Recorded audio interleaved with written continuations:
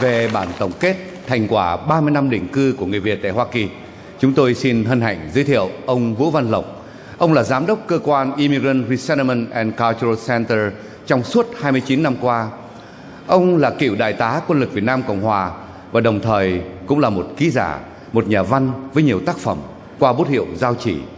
Hiện nay thì ông là sáng lập viên của dự án Bảo tàng Việt Việt Nam đầu tiên ở trên thế giới thực hiện tại San Jose.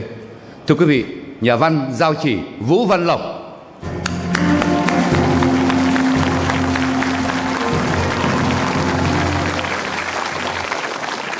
Thưa toàn thể quý vị, trong quá trình phục vụ người Việt tị nạn tại miền Bắc California suốt 30 năm qua, chúng tôi đã hoàn thành được khá nhiều dự án. Tuy nhiên, bây giờ chỉ còn một dự án cuối cùng là xây dựng một viện bảo tàng thuyền nhân và Việt Nam Cộng Hòa tại San Jose với mục đích là ghi lại những dữ kiện của người Việt trong 3 thập niên qua. Thưa quý vị, với cả một rừng tài liệu và hàng ngàn thước phim, hôm nay chúng tôi xin cố gắng tóm tắt một vài phút đồng hồ về tiến trình định cư của người Việt. Trước 1975, kiều dân Việt Nam tại Hoa Kỳ chỉ có chừng 6.000 người.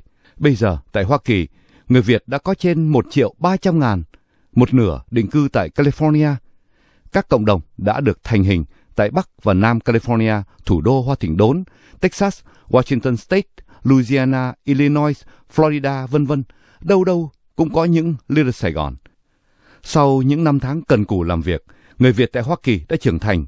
Sự hình thành của các hội cựu chiến binh, tập thể chiến sĩ, các hội ái hữu trường học và đồng hương, các hội cao niên, hội phụ nữ, các đoàn thể hướng đạo, sinh viên đã tô đậm thêm cho cuộc sống của người Việt tại Hoa Kỳ.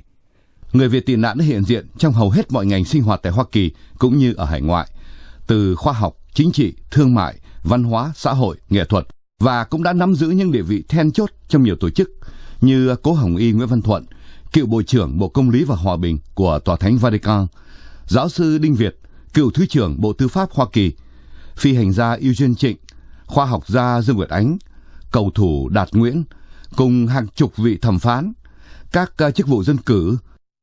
Nhưng có lẽ đặc biệt và đáng kể nhất là sự xuất hiện của thế hệ trẻ sanh trưởng hoặc lớn lên tại hải ngoại. Họ không những chỉ góp mặt trong các lĩnh vực chính nguồn kể trên, mà còn tham gia tích cực vào các sinh hoạt của cộng đồng người Việt để góp phần xây dựng một tập thể người Việt vững mạnh và thành công vẻ vang nơi xứ người.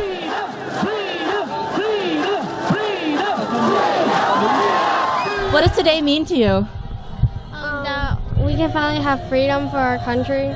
Freedom for your country. Not giving up. Not giving up. You see, all these kids are so young, but they understand the value of freedom.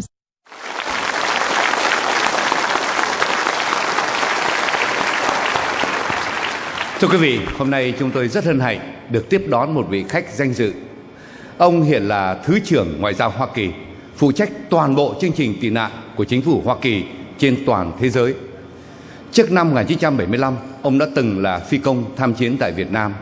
Sau đó được bầu vào chức vụ Phó Tổng Thư ký Liên Hiệp Quốc. Vào năm 2004, ông đã quyết định thay đổi chính sách định cư để nhận phỏng vấn toàn bộ thuyền nhân Việt Nam hiện đang sống vất vưởng tại Phi Luật Tân, cũng như mở lại chương trình tị nạn tại Việt Nam hiện nay. Ladies and gentlemen, Assistant Secretary of the State, Mr. Arthur Jean Dewey.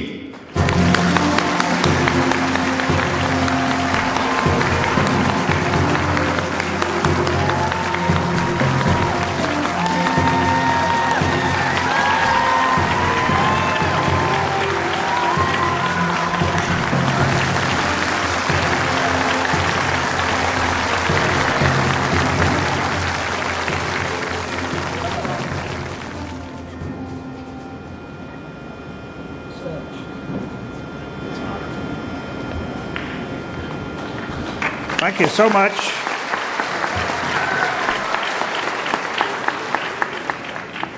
The events of this evening evoke so many separate and moving memories for all of us.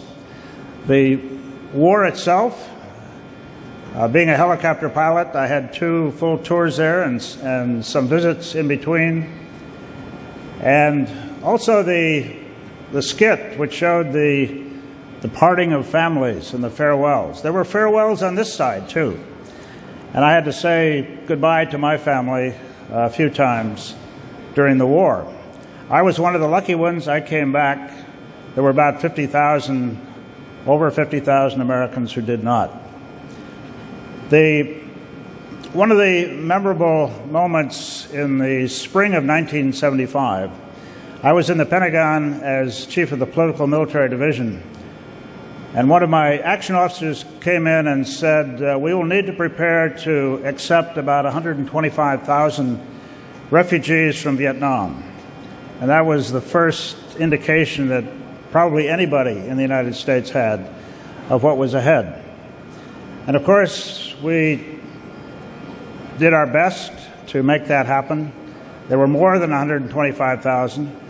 It's nearly 1 million who left Vietnam, and the United States is proud for having done its part to provide a future and the opportunity of freedom for those who came.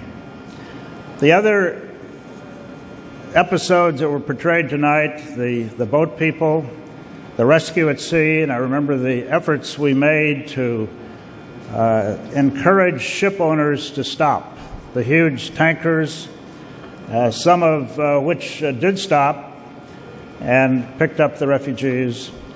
The efforts that we made to stop the horrible practice of piracy at sea in the Gulf of Thailand, and the success we had in shutting down that terrible scourge of piracy. And then the success stories of so many who have contributed so much to the society of the United States and continue to contribute today. There is still work to do. We're not finished yet. There's still the Philippine program that we're working very hard on.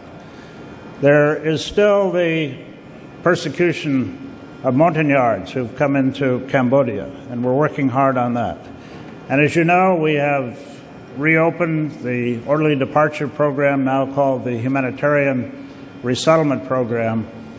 And this is good news for those who didn't have the opportunity the first time around to take advantage of this program.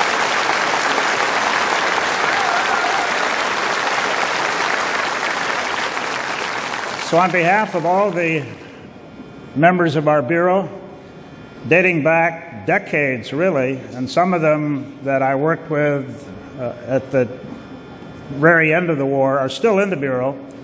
On their behalf and on behalf of all of those who continue to work today, it is with great pride and I consider it a great honor to accept this award on their behalf. Thank you very much.